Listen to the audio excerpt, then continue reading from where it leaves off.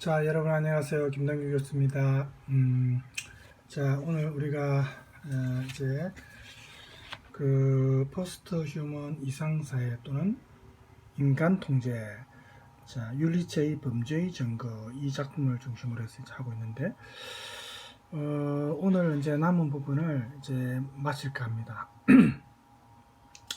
그래서 우선 이 작품을 하기 전에 이제 항상 우리가 요 프린터 자료만 하면은 우리 강좌 이제 인공지능과 미래사회와 관련해서 할 때 조금 내용이 그래도 여러분들이 또 궁금해하는 점들도 있는데 조금 이제 혹시 부족한가 이런 걱정이 항상 제가 조금씩 있습니다. 그래서 매번 제가 조금씩 보충을 하고 있는데 오늘 제가 준비한 영상은 우리가 30년 안에 우리 인류의 미래가 어떤 식으로 바뀔 것이고 그와 관련해서 우리가 현재 어떤 준비를 해야 될 것인가 조금 객관적인 입장입니다. 이제 구체적으로 하나하나 하려면은 사실은 굉장히 이제 시간도 많이 걸리고 그래서 현재 우리가 이제 준비를 해야 될 어떤 마음의 준비라든지 또 대비해야 될 그런 어떤 내용, 객관적인 내용이 있어서 길지 않기 때문에 한 6분 19초 정도입니다. 그래서 제가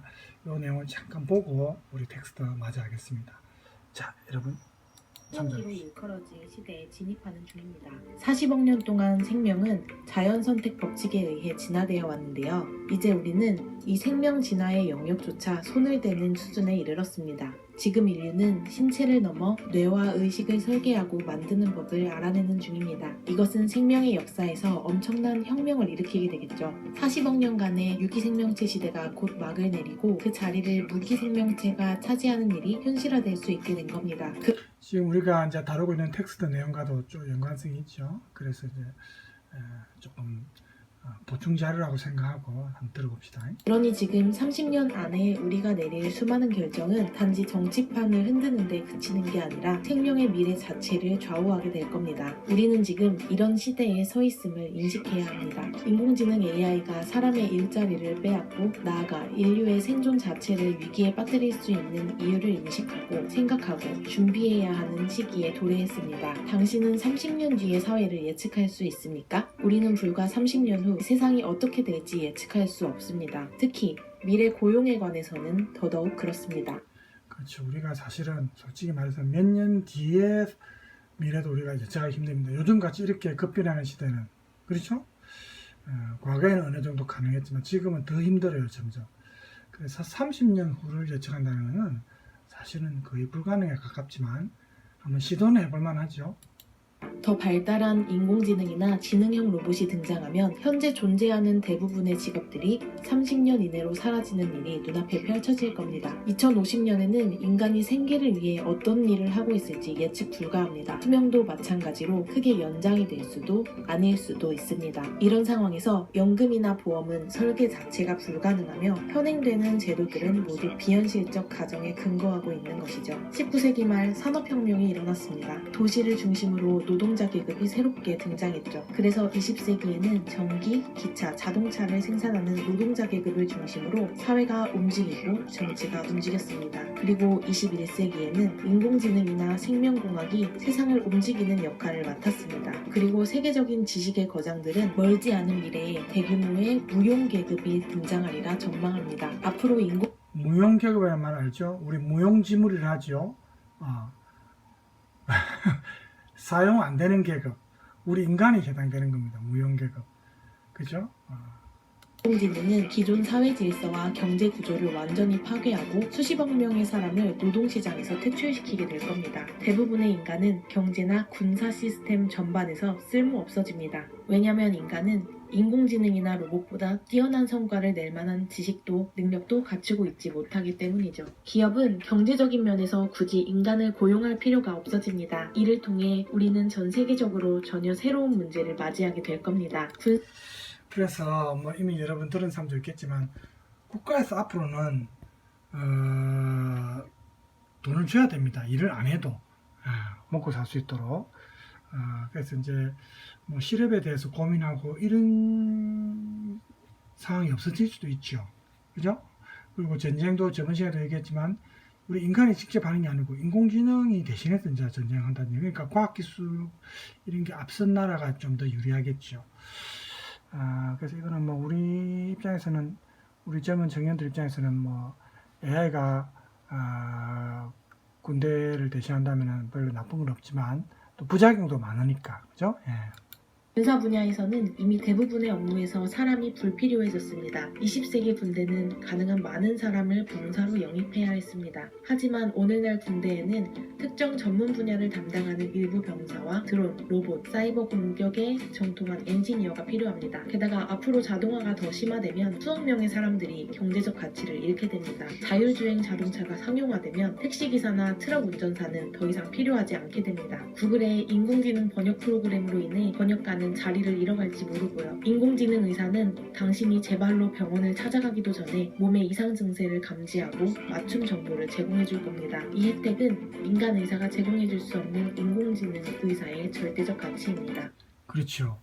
그래서 이제는 차에 아예 그런 그 의료 시스템, 인공지능 시스템이 부착돼서 앞으로 미래에는 차를 탁 타면은 차에서 자기 그날 그 몸 상태를 쫙 체크해가지고 어떻다 병원에 만약에 가야 될 상황이면 이런 부분이 지금 그 안 좋으니까 병원에 가서 치료를 해라든지 만약에 더 기술이 업그레이드 되면 바로 이제 그 자리에서 치료를 한다든지 뭐 이런 식으로 안 되겠습니까, 그죠? 예.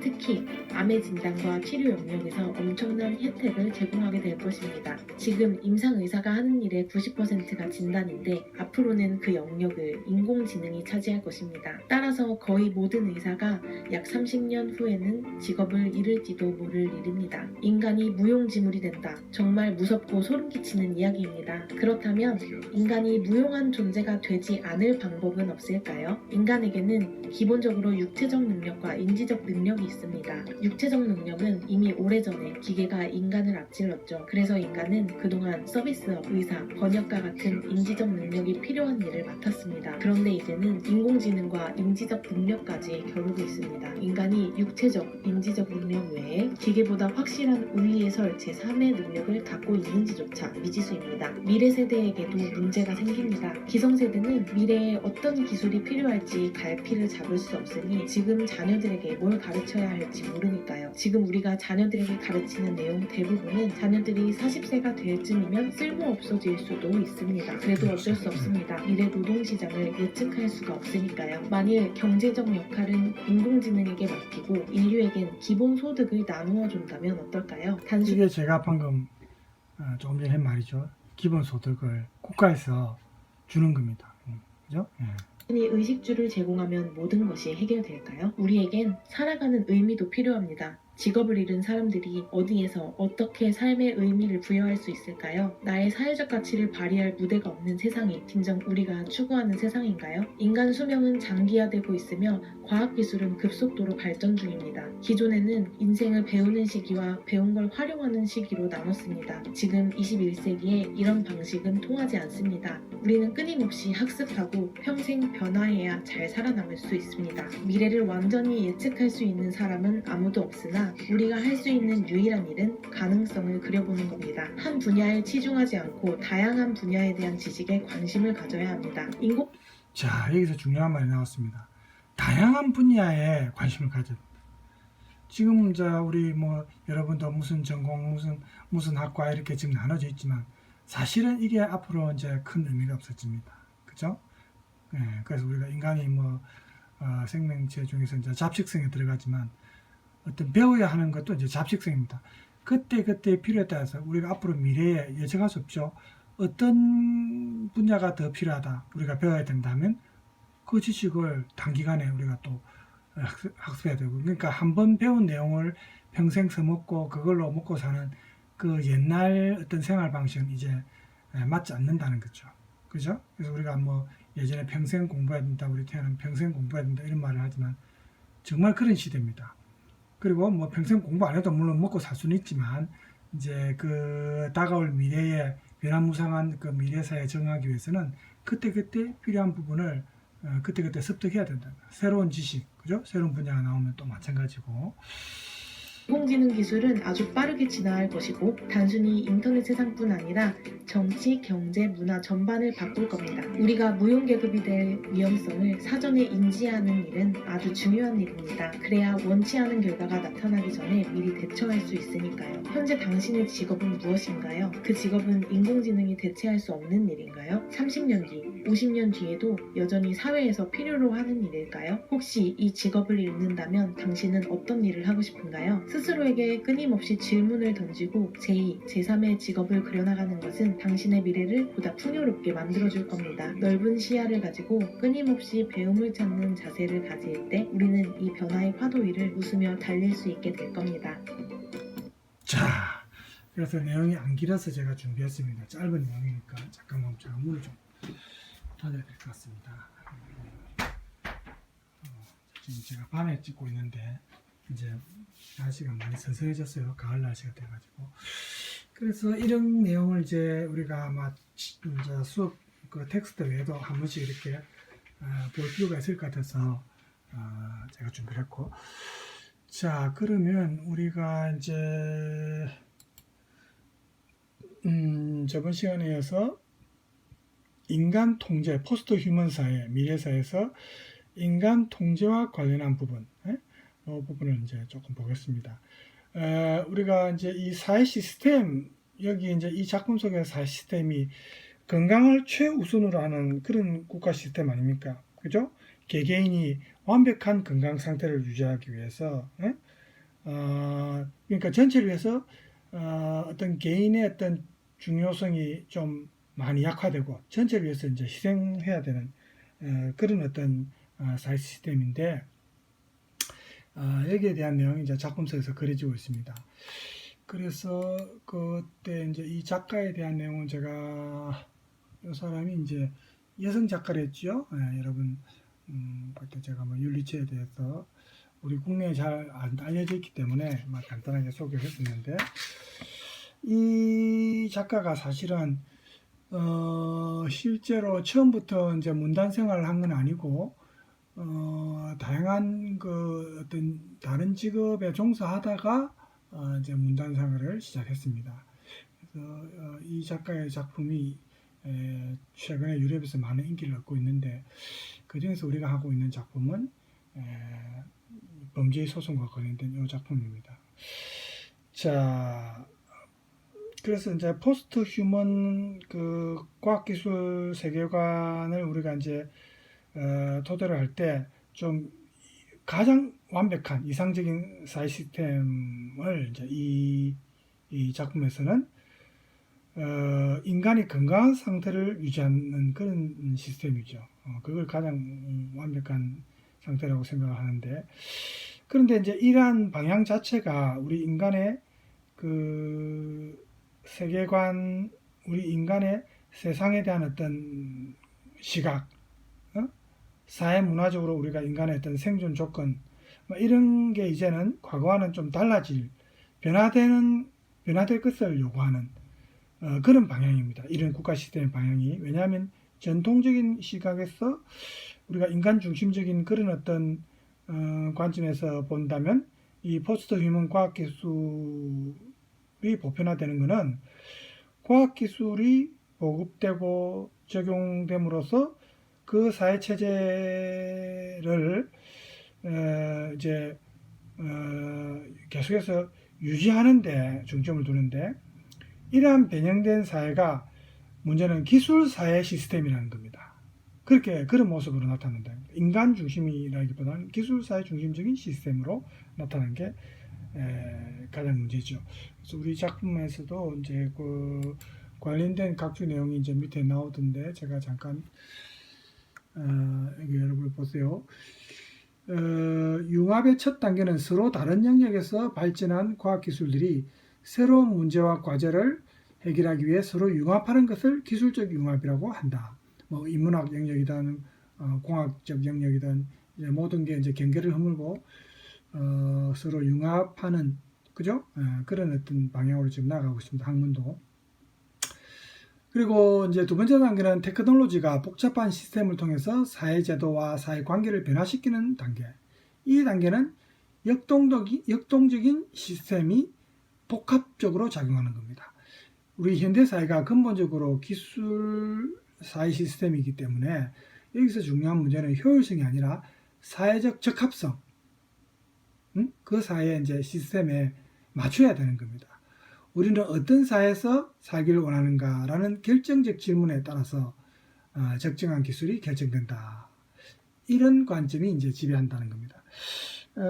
그래서 이런 거는 이제 보면은 이렇게 변형된 포스트 휴먼 과학기술 사회가 인간이라는 우리 이제 각 개인과 그 개인이 속한 사회, 그리고 이제 그 사회를 유지하기 위한 질서, 이런 영역들을 구성하면서 인간을 또 통제하고 감시하고 관리하는 새로운 주체가 이제 등장하는데, 이른바 기술 사회 시스템에서는 인간을 위해서 그리고 모든 인간에게 적용되는 공평한 과학기술 적용을 가장 중요시하기 때문에 새로운 주체가 이제 등장하는 겁니다. 즉, 이 새로운 과학기술적 주체는 모든 인간을 향해서, 그러니까 공리죠. 그죠? 공공의 이익이죠. 공리적인 보편성을 목표로 하는 겁니다. 이를 위해서 과학기술을 이제 강제적으로 적용하는 거죠. 이게 이제 항상 같이 수반된다는 거죠. 각주 밑에 10번에 이제 그와 관련된 내용이 있는데, 포스트 휴먼은, 자, 이거 못하네요. 포스트 휴먼은 과학기술과 인류의 상호 발전 과정을, 첫째는 도구 사용 문화, 둘째는 기술주의 문화, 세 번째는 테크노폴리, 이 세 단계로 분류합니다. 테크노폴리에서는 인간 자체가 아니라 과학기술적 정보체계 또는 과학기술로 구성되는 대상에 인간 자신을 스스로 귀속시키는 겁니다. 거기에 종속시키는 겁니다. 그래서 테크노폴리에서는 인류 역사의 그 문화적 연관성이나 연속성, 여기에 이 자리에 이제는 인류와 사회의 과학기술적 재구성이나 재조직화가 이제 이 자리에 들어서는 거죠. 특히 기술주의 문화에서는 과학기술이 인간과 문화의 사고 시스템 속에서 이제 받아들여집니다. 그리고 그 다음 발전 단계인 테크노폴리에서는 과학기술을 중심으로 모든 게 이제 다시 구성되고, 그죠? 우리 그 뒤편 넘어갔고요. 과학기술을 중심으로 재구성되고 또 재편되고, 그런 어떤 전체주의적 기술주의 문화의 모습이 나타나게 됩니다. 그래서 포스트 휴먼은 이제 이런 것을 이제 보여주게 되는데, 포스트 휴먼 사회가 이러한 테크노폴리의 특징은 시스템이 사고와 생각을 대신해주는 역할을 하고, 그래서 각 개인이 이제 사유하는 게 옛날처럼 크게 필요 없다 이 말입니다. 그죠? 인공지능이 대신하니까 더 효과적으로, 그죠? 즉 개인의 도덕적 규범이나 어떤 개인의 주관성이나 이런 것보다는 과학기술적인 어떤 연산작용이나 알고리즘, 어떤 사고체계, 이게 더 중요해진다. 또 더 나아가서 사고와 판단의 주체로서 이제 인간의 주체성은 사라지고 점점 약화되고 과학기술적 합리성이 그 자리를 대신하게 된다. 이렇게 이제 볼 수 있는 겁니다. 물론 이게 당장 실현되는 건 아니겠지만 앞으로 이렇게 이제 이런 방향으로 나아간다는 겁니다. 자, 그래서 이제 이런 내용을 보면은 우리가 참 조금 암울하죠. 그래서 어쨌든 간에 앞으로 이제 미래 사회가 이런 방향으로 이제 나아갈 것이라는 게 어느 정도 예측이 됩니다. 그래서 이때 이제 중요한 것은 결국 뭡니까? 사회적 적합성과 그에 적합한 과학기술 사용이 이제 중요해지고, 또 사회의 전체성과 보편성이 각 개인의 고유성보다 더 우선되고, 이제 이렇게 되니까 전통적인 인간관이 이제, 그죠? 자유의지라든지 인격이라든지 이런 거는 이제 과학기술 어떤 틀 속에서 틀 속에서만 유지되든지 아니면 아예 폐기되든지, 왜냐하면 이제 과학기술적 합리성에 기반을 둔 이 가치관이 결국은 우리 인류의 공리적 보편성은 인간이라는 개인의 자유와 의지보다는 과학기술 사회 전체의 결정과 유지를 더 중요하게 생각한다. 이렇게 이제 보기 때문입니다. 그래서 우리 이 작품에서도 지금 이 내용이 이제 적용이 되는 거죠. 그래서 이게 이제 소위 이제 방법이라는 시스템으로 이제 이 작품에서 보면 국가 시스템이 방법적 측면에서 유지가 됩니다. 비과학적 현상인 질병이 이제는 사라져야 할 대상이기 때문에, 즉 질병의 어떤 고통에서 완전히 자유로워진 우리 건강한 인간을 만든 것이 이 작품에서 나오는 그 가치 규범입니다. 그 국가 시스템의 포스트 휴먼 과학기술적 합리주의가 제공하는 가장 중요한 가치 규범이 이 작품에서는 건강한 인간을 만드는 겁니다. 그래서 이러한 목표를 위해서 이 방법 체계가 각 개인에게 건강을 보급하기 위해서 개인을 오히려 통제하고 그 개인이 건강을 해치는 행동을 못하도록 한다든지 다른 사람의 건강을 해치는 행위를 못하게 한다든지 이렇게 통제를 한다는 겁니다. 그래서 이럴 때 건강한 국민과 국민에 대한 건강 보장이 이 국민들이 속한 국가의 가장 중요한 의무고 원칙입니다. 즉, 좀 극단적으로 말하면 이 작품에서도 말하는 표현이지만 건강 독재입니다. 건강 독재가 일어날 수 있습니다. 그래서 법 질서나 사회 시스템 자체가 보면은 질병이라는 생물학적 요소를 담고 있는 인간의 생물학적 한계 극복을 위해서 모든 게 여기에 초점이 맞춰집니다. 그래서 각 개인은 자신의 자유와 자율성을 오히려 스스로 제한하고, 그죠? 또 한편으로 사회와 국가 차원의 공공 건강 정책을 요구하고, 여기에 동반해서 어떤 인권 침해 요인들도 자기들이 감수하고, 받아들이게 되고, 뭐 이렇게 된다는 거죠. 참, 그래서 이제 이런 게 이 작품 속에서는 이렇게 이제 국가가 이런 시스템을 유지가 되는데 과연 이게 정말 미래의 어떤 우리가 바라는 그런 이상적인 국가 시스템일까? 건강만 유지되고 생명만 연장된다면 다른 인간의 존엄성은 훼손되어도 상관없는 것인가? 이런 우리가 어떤 문제의식을 가질 수 있다 이 말이죠. 그죠? 그래서 각주 12에 한번 봐보세요. 여기 보면은 이 작가인 율리체도 역시 과학기술적 강요 시스템에 대해서 이제 이 미래사회에서 이런 시스템이 등장할 수 있다는 걸 이제 설명을 하죠. 종교가 없는 세계에서는 종교가 행위와 책임의 주체가 될 수 없습니다. 따라서 이제 행위의 책임과 주체는 종교가 아니라 이때는 종교가 없으니까 각 개인이 그 책임의 주체가 된다는 겁니다. 뒤에 나오죠.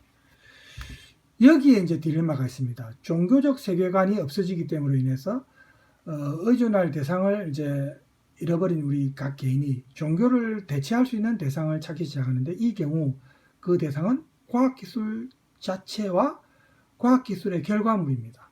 즉, 더 건강하고 더 위생적이고 더 효율적이고 더 생물학적인 한계를 극복한 인간, 그런 인간을 만들어내는 과학기술적 세계, 이게 이제 과거의 종교적 세계관을 대체하는 겁니다. 그래서 종교적 세계관이 각 개인에게 도덕적, 의식적, 관습적 강제성을 과거에는 요구했다면 이제는 과학기술적 강제성이 우리 인간에게 요구를 하는 겁니다. 거기에 따라라. 모두를 위해서, 전체를 위해서 거기에 맞춰라. 이렇게 요구를 하는 겁니다. 결국 종교적 강요 시스템이 반종교적 과학기술적 강요 시스템으로 대체된다. 이렇게 볼 수 있는 거죠. 종교도 사실 문제지만 이런 과학기술의 강요 이것 자체도 사실 문제죠. 그죠? 어느 것이든 인간이 거기에 종속된다는 것 자체가 사실은 문제입니다. 그죠? 저는 개인적으로 그렇게 봅니다. 인간의 자유의지를 상실하고 모든 그 보편적인 인간의 어떤 공익을 위해서 개인이 희생해야 되고 인권이 침해되고 이런 걸 당연하게 감수해야 되고 그래서 이제 국가와 국민 간의 상호 계약적 관계가 사실은 이 미래사회에서 만들어지는 거죠. 이 작품 속에서도 마찬가지입니다. 그런 계약 관계이죠. 그래서 이러한 시스템에서는 건강은 단순한 육체적 건강이 아니라 이제 그걸 초월해서 개인과 사회 시스템과의 어떤 조합, 연결을 의미합니다. 바로 이것이 과학기술적 사회체제가 건강을 핑계로 해서 우리 인간을 통제하는, 인간 통제를 오히려 정당화하는 그런 이유가 되죠. 그렇죠? 우리 작품에서도 그와 관련된 문구가 여기 나오죠? 여기 나옵니다. 그죠? 보면은, 자, 조금 가까이서 찍어야 될까요? 건강은 평균이 아니라 향상된 규범이며 개인의 최고 성과이다. 건강을 추구하지 않는 인간은 병날 것이 아니라 이미 병들었다. 이렇게 아주 극단적으로 이제 규정을 합니다. 그래서 이렇게 질병이 이제 각 개인의 것이면서도 사적인 것이지만 개인적인 거죠. 이 국가 시스템 전체 방법적인 어떤 측면에서 질병은 사회적 차원의 대상이 되는 거죠. 이제 이런 미래사회에서는. 그래서 질병이 이제 개인 영역을 벗어나가지고 사회적 차원으로 이동하는 건데 질병을 이제 사회적 차원에서 질병을 소멸시키는 게 중요하고 사회적 조치를 통해서 즉 공적 차원이 오히려 이 사적 차원, 개인적 차원, 개인의 영역을 보호하고 방어하는 그런 건강을 중요시하는 기제로 작동하는 겁니다. 방법 체제가 사회 체제로서의 권리를 확보하는 이러한 작동 원리를 이제 코트바인이라는 사람이 두 가지로 얘기를 했어요. 첫째는 학술적 과학에 대한 맹신, 이걸 너무 맹신했다. 두 번째는 테러와 같은 위기 관리를 비롯한 체제 방어 기제하고도 비슷하다. 이렇게 이제 얘기를 했습니다. 그래서 어쨌든 이 두 가지 요소가 합쳐지면서 이제 문화적으로 볼 때 공포와 두려움의 대상이 되고 우리 사회적으로 볼 때 지시와 감시의 모습, 인간 개개인을 감시하죠. 그래서 공포와 두려움을 벗어나는 대피처가 바로 과학기술적 방어기제라는 겁니다. 그래서 과학기술 체제의 이 방법 체계는 인간을 향한 것이다. 이제 이렇게 생각을 하게 만드는 거죠. 실제로 인간을 물론 위한 거라고는 하지만 결국은 인간의 어떤 존엄성을 훼손하는 방향으로 나아가는데 사람들이 착각하는 거죠. 다 우리 인간, 우리의 건강과 생명을 위해서다. 이제 이렇게 생각하게 만드는 겁니다. 그래서 이런 관점이 이 작품에서 보면은 국가의 어떤 이성을 대변하는 이성주의자, 생물학적 근본주의자인 그 크라머라는 사람이 있습니다. 이 크라머의 설명에서 이제 방금 말한 내용이 나옵니다. 우리가 그 대사를 잠깐 보면은 찾아볼까요? 자, 여기 나옵니다. 이 크라머에 따르면은 각 개인이 더욱더 사회 전체를 지향하는 것이 가장 인간적인 것이다. 이 사람이 그렇게 말을 합니다. 저 대사를 직접 봅시다. 체제는 인간적입니다. 좋은 시민이란 양떼들과 함께 무리를 지어가는 자가 아니에요. 위기와 절망의 시간들을 겪으면서도 나중에는 더욱더 공공의 일을 지향하는 사람들을 말합니다. 그러니까 각 개인이 오히려 개인의 희생을 강요하는 거죠. 전체를 위해서, 공익을 위해서. 그래서 이런 방법 체계가 오히려 인간적이라고, 전체를 위해서 인간적이라고 이야기를 합니다. 그런 이유는 비실용적이거나 불완전하거나 또 오류가 많은 이런 존재인 우리 인간 자체를 좀 더 업그레이드하고 개선해가지고 그런 인간을 보호하기 위해서 우리 인간을 향한 사회 시스템이나 관리 제도를 시행하는 것이 지금 이런 국가 시스템이기 때문에 그렇다고 이제 얘기를 하는 거죠. 왜냐하면 과학기술적 합리성이나 보편성과는 달리 인간 자체는 결국 사회 공동체 영역으로 들어가는 경우에만 편입되는 경우에만 그 의미를 가질 수 있다는 거죠. 관련된 대화가 밑에 나옵니다. 인간이란 놀랍도록 비실용적으로 만들어졌어요. 인간과는 달리 주스 앞찾기는 분해할 수 있어요. 세척하고 수리해서 다시 조립할 수 있죠. 그러면 공공예방제도가 왜 주스 앞찾기가 아니라 사람을 위해 애쓰는가도 이해하시겠군요. 네, 판사님. 자, 이런 말을 합니다. 그래서 이렇게 불완전하고 유약한 우리 인간의 상징인 질병을 이겨내고 모든 사람에게 건강이라는 완벽한 어떤 완벽함을 공평하게 적용하는 것이 이 포스트 휴먼의 지향하는 유토피아 세계다. 이상향이다. 그리고 그런 방법 시스템이 가장 중요한 목표다. 이제 이렇게 보는 건데, 이 사회적 기준에 개인이 자신의 가치관을 맞추는 겁니다. 그것이 가장 합리적이다, 이성적이다, 이렇게 보는 거죠. 그래서 인간의 사적 영역으로 침범해 들어오는 사회 시스템의 권리가 오히려 더 정당하다고 보고, 그죠? 지속적으로 개인을 감시하고 통제하는 권리를 부여하는 거죠. 그죠? 사회 체제의 권리라고 이제 보는 겁니다. 그래서 여기 주인공인 미아홀의 담당 변호사인 로젠 트레트라는 사람이 나오는데, 이 사람이 이러한 사회 시스템의 권리가 이 국가 시스템의 헌법에 명시적으로 규정되어 있다고 또 얘기를 합니다. 그래서 이런 부분도 이제 우리가 작품을 읽으면서 좀 굉장히 좀 서늘한 기분을 느끼죠. 이렇게 되면 이제 완전히 이제 개인의 어떤 자유, 개인의 어떤 존엄성이라는 것은 안중에도 없고 공익을 위해서는 개인이 무조건 희생돼야 된다, 이런 섬뜩한 어떤 느낌이 듭니다. 여기에 나오죠. 대사 중에 방법은 인간의 복리에 봉사한다, 이것이 헌법 전문 제1조예요, 이렇게 나와 있습니다. 그래서 이 사회 정치적 이 어떤 컨트롤하는 이 시스템이 정당하다고, 권리를 갖는다고, 이렇게 이제 보는 건데, 그래서 이제 그걸 위해서 과학기술이 활용돼야 된다는 거죠. 그리고 이 활용의 대상은 정신이 아니고 바로 육체입니다. 건강을 위해서. 여기 저번에 우리가 포스트 바디라는 말을 했죠. 과학기술과 관련해서 포스트 바디입니다. 우리 포스트 휴먼 할 때 그 포스트와 바디가 결합된 이제 개념인데, 그래서 이러한 국가 시스템을 추종하는 사람이 이제 크라머인데, 이 크라머가 계속 하는 말을 들어볼까요? 크라머의 관점이 여기 나와 있습니다. 나와 있죠. 난 자연적인 삶의 의지로부터 건강에 대한 정치적 권리가 발생한다고 확신해요. 체제는 육체와 연계되었을 때만 정당화될 수 있다고 확신해요. 정신이 아니라 육체를 통해서만 평등해지기 때문이죠.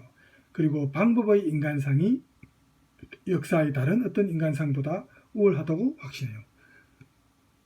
이런 방법이 가장 합리적이라고 이제 확신하는 거죠. 그래서 이런 사회 시스템이 가장 정당하고 또 평등이 실현되기 위한 전제 조건은 건강한 육체다. 그래서 이럴 때는 육체가, 우리 인간이 자연적으로 주어진 육체는 병들고 이렇게 될 수 있죠. 불완전한 존재니까. 그러니까 여기서 말하는 육체는 인위적이고 인공적이죠. 과학기술에 의해서 개선된 육체입니다. 그죠? 육체를 이렇게 업그레이드하고 향상시키는 겁니다. 관련된 내용 이제 뒤에 또 나옵니다. 여기 대하에 보면 보세요. 역사책을 읽어보면 인간이 질병을 살아간다는 것이 어떤 건지 볼 수 있을 겁니다. 이제 크라머가 계속 말하는 겁니다. 질병은 사람들에게 존재를 증명하는 것이었어요. 아픈 데가 없으면 자기 스스로를 느끼지도 못하는 것처럼요. 이제 아픈 걸 느끼면서 자기가 인간이라는 걸 안다는 거죠. 수백 년 동안 사람들은 허약함을 숭배했고, 심지어 세계 종교의 핵심으로 숭배했죠. 병적으로 비쩍 마르고 머리엔 가시관을 둘렀으며, 이제 예수를 말하네요. 얼굴에는 피가 흘러내리는 어느 마조이스트 상 앞에, 이제 예수상이죠. 앞에 사람들은 무릎을 꿇었어요. 병든 자들의 우쭐함, 병든 자들의 성스러움, 병든 자들의 자기애, 자기 사랑이죠. 이것이 내면으로부터 인간들을 파먹은 해악이었어요. 이 종교에 대한 비판입니다. 그죠? 그래서 이런 잘못된 그 어떤 종교관이 우리 인간의 생각을 피폐하게 만들었다는 것이 크라머의 입장입니다. 그래서 이 새로운 인간 조건에는 이런 그 종교나 이데올로기 같은 정신적 가치관 이런 게 이제 없습니다. 안 나옵니다. 우리 책에서, 작품에서 보면. 대신에 우리 자연적 인간의 본질과 본성을 제거하는 것, 즉 이제 병이 들고 아프고 하는 그러죠. 이런 거를 제거하는 것만이 확인됩니다. 가장 중요한 국가 목표죠. 이러한 유형으로 구성된 사회는 질병이라는 자연적 요소가 이제 없어진 포스트 휴먼 사회입니다.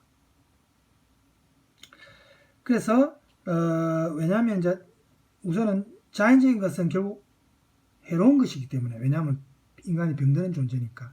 또 두 번째 이유는 자연적 존재로서의 인간의 유약함이나 어떤 생명이 이제 정해져 있는 유한성이나 이런 게 비합리적이고 비이성적이라고 보는 거죠. 질병과 같은 고통에 이제 시달릴 것이 아니라 고통과 질병에서 해방되고, 이를 위해서 국가 체제가 일정 부분 각 개인의 어떤 개인적인 어떤 영역을 통제하고 감시하는 것은 정당한 권리 행사다. 국가의 정당한 권리 행사다. 그렇게 보는 거죠. 그리고 그 밑바탕에는 우리 인간의 육체를 과학기술적으로 이제 분석하고 건강을 위해서 인위적으로 이제 이렇게 조작할 수 있다는 거죠. 그런 시각이 이제 이 바탕에 놓여 있는 겁니다.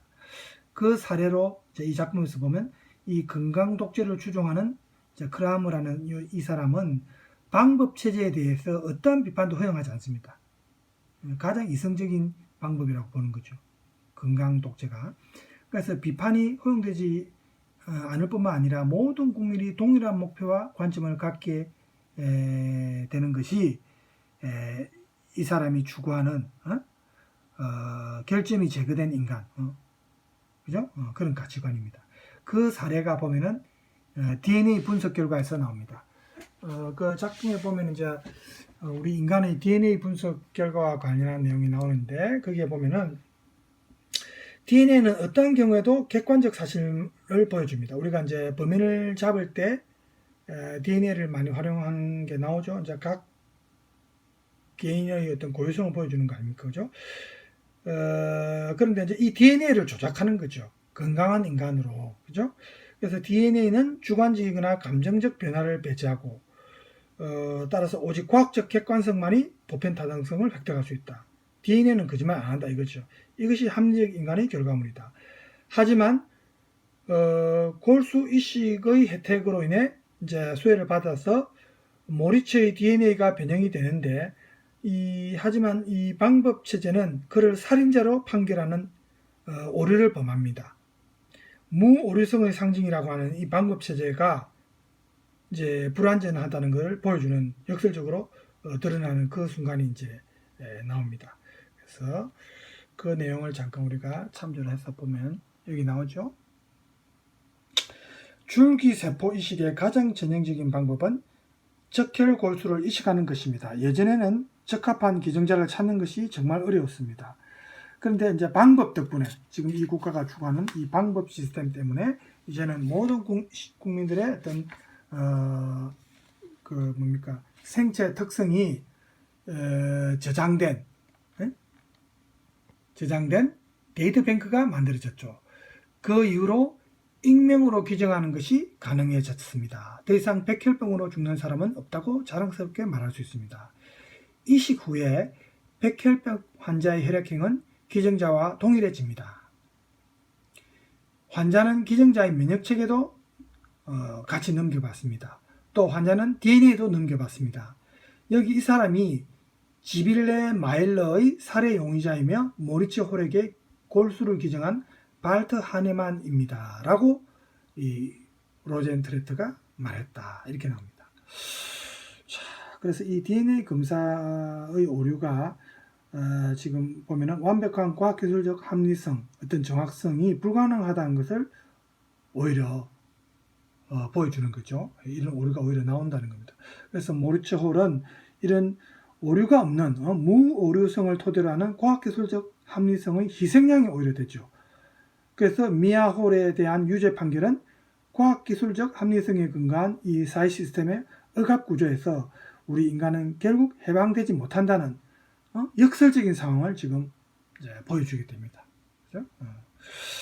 자, 그래서 이게 이제 결국은 이런 결과적으로 이런 역설이 이제 벌어지는데, 우리 인간의 권리와 관련해서 이 작품에서 보면은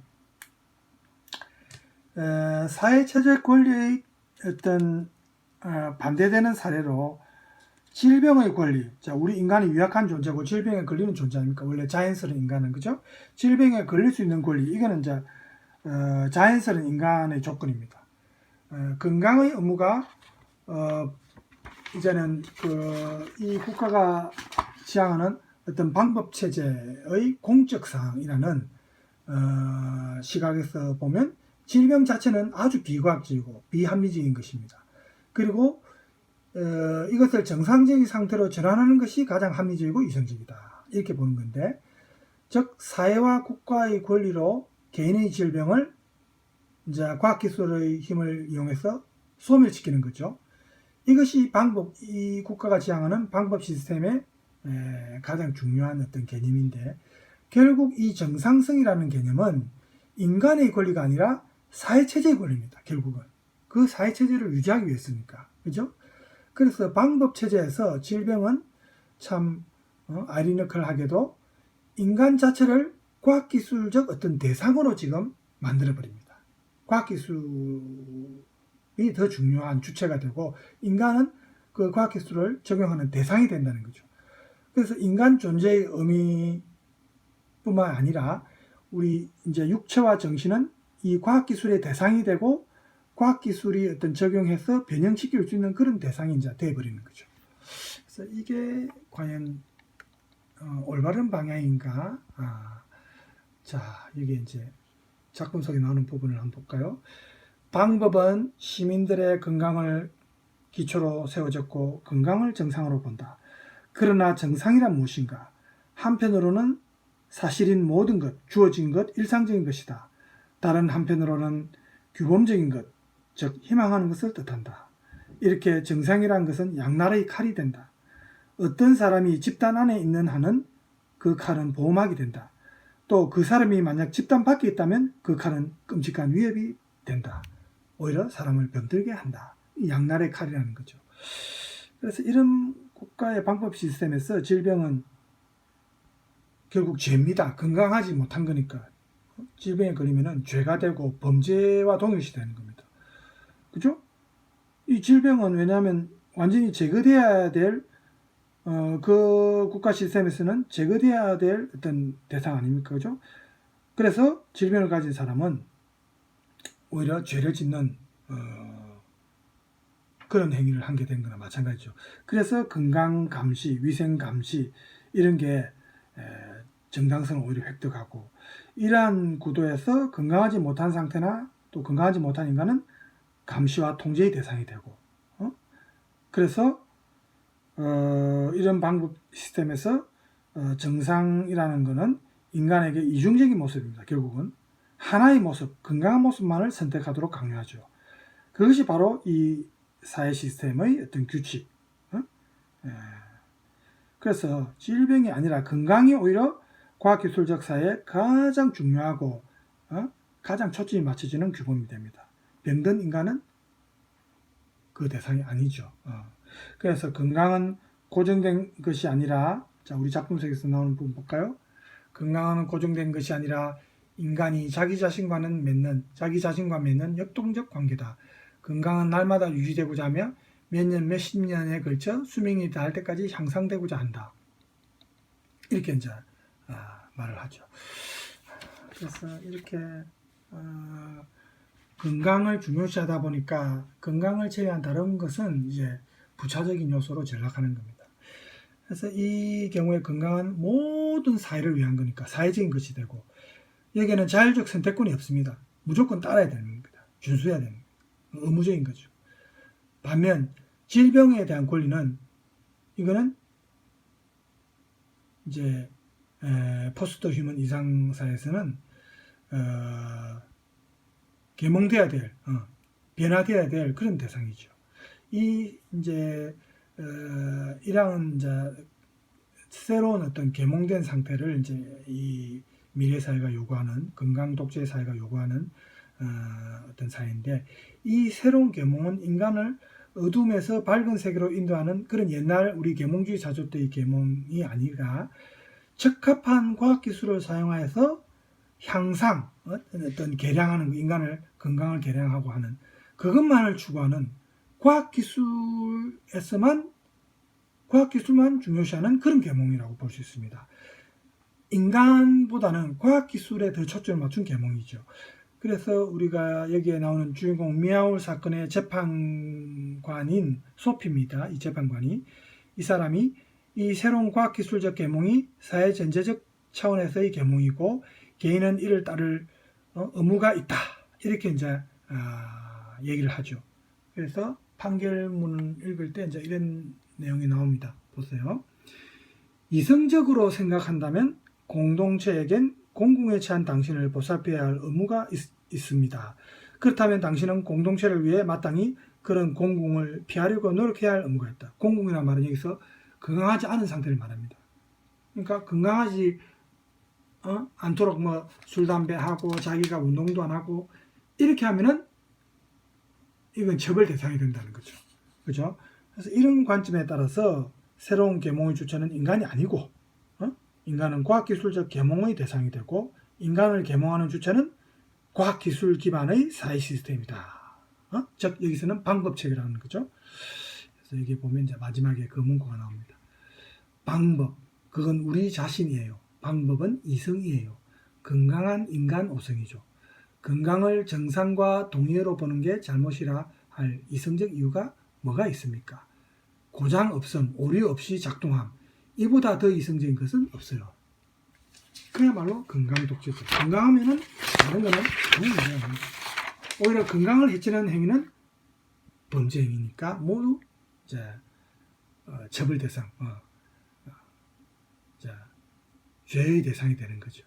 그래서 이성적 인간이라는 자리 대신에 이제는 이런 방법 체계적 계몽이라는 것이 새로운 모습을 한 채 나오는 겁니다. 등장하죠. 자, 그래서 이런 관점에서 보면 이제 우리 인간의 권리, 질병이 생긴다든지 이거는 자연스러운 인간이 갖는 그러니까 인간을 개조하기 전에는 어떤 인간이라도 질병에 걸리고 이렇게 되는 거 아닙니까? 그죠? 질병, 그래서 이거 질병 권리라는 말은 그 말인데 이게 가장 모순적이고 비이성적인 권리 요구다 해가지고 이거를 이제 제거 대상으로 개선의 대상으로 보는 거죠. 그래서 이 질병의 권리는 여기 나와 있다시피 반방법주의자들의 특징은 이제 반방법주의자들은 결국 질병에 걸릴 권리, 자연스러운 인간, 개량되지 않은 인간, 순수한 인간을 말하죠. 이런 자들의 특징은 자유에 대한 반동적인 신념입니다. 그 뿌리는 실제로 20세기에 있습니다. 하지만 질병 권리의 오류는 날마다 죽어가는 자기 모습을 지켜보는 암 환자를 두고 자유롭다고 하는 데 있습니다. 그러니까 암도 치료하고 이렇게 건강하는 게 더 중요하다는 거죠. 그래서 이제 자연스럽게 죽는 거는 잘못됐다는 거죠. 오류라는 거죠. 개선해야 될 오류라고 보는 겁니다. 이 방법의 적은 냉소주의자들입니다. 다만 그들은 악의가 아니라 무지하기 때문에 그런 겁니다. 이렇게 이제 그래서 이런 질병의 권리가 우리 인간의 권리라면 방법체제가 제공하는 인간의 권리는 미래사회에서 이 방법체제가 제시하는 인간의 권리는 건강 권리이다. 그래서 만약에 이런 방법체제를 부정하는 우리 요 작품에서는 모리츠 홀 같은 사람이죠. 이 모리츠 홀은 인과 원칙이나 기능주의적 관점에서가 아니라 모순적이며 비논리적이고 비합리적인 인간의 모습 그리고 그런 인간의 권리를 지향한다. 이렇게 보는 거죠. 그래서 이게 마지막에 이제 나온 문구를 보세요. 인간은 자신이 존재함을 경험해야 해. 고통 속에서, 도취 속에서, 좌절 속에서, 비정상 속에서 자신의 존재에 대해 온전히 결정할 수 있는 충만한 힘을 느끼면서 자기 삶과 자기 죽음에 대해서 말이야. 자, 그래서 이런 질병의 의미에 대해서 이제 모리츠가 처음에는 이 사람도 이 주인공도 국가 시스템에 따르는 인물입니다. 그죠? 그런데 점점 자기 동생과 관련된 사건을 접하면서 재판 과정에서 이제 생각을 달리하게 되죠. 그래서 이 질병에 대한 권리라는 말에서 이제 나오지만 이 모리츠에게 인간의 고통이라는 것은 우리 인간의 자연스러운 모습이다. 이것마저도 제거하려고 하면 인간적인 모습은 남아있지 않다 이렇게 보는 거죠. 그래서 이 모리츠는 과학기술의 한계점, 즉 건강 독재적 건강 권리의 한계점인 죽음도 역시 삶의 한 모습으로 엮어서 생각을 해야 된다. 이렇게 보는 겁니다. 여기 보면 이제 이 말과 관련해서 나오죠. 삶이란 여기 나오죠. 삶이란 하나의 제한이고 우리는 그걸 거부할 수도 있어. 죽을 수도 있다는 거죠. 인간이 자유롭기 위해서는 죽음을 삶의 반대로 파악해서는 안 돼. 죽는 거를 자연스럽게 받아들여야 된다는 겁니다. 그죠? 그래서 모리츠 홀은 삶과 죽음마저도 우리 인간이 스스로 결정할 수 있는 완전히 자유로운 인간을 주장하는 거죠. 여기에 찬성하는 겁니다. 이상주의적인 이 주장은 조금 다른 이 시스템의 다른 사람들이 볼 때는 이상주의적, 유토피아적이라고 보는 거죠.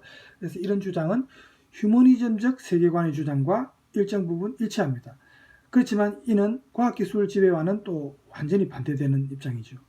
이제 인간의 권리와 사회 시스템의 권리가 이성적이며 합리적이라는 모습으로 서로 경쟁하는 구도, 이 작품에서는 서로 경쟁하는 구도로 이제 나타나게 됩니다.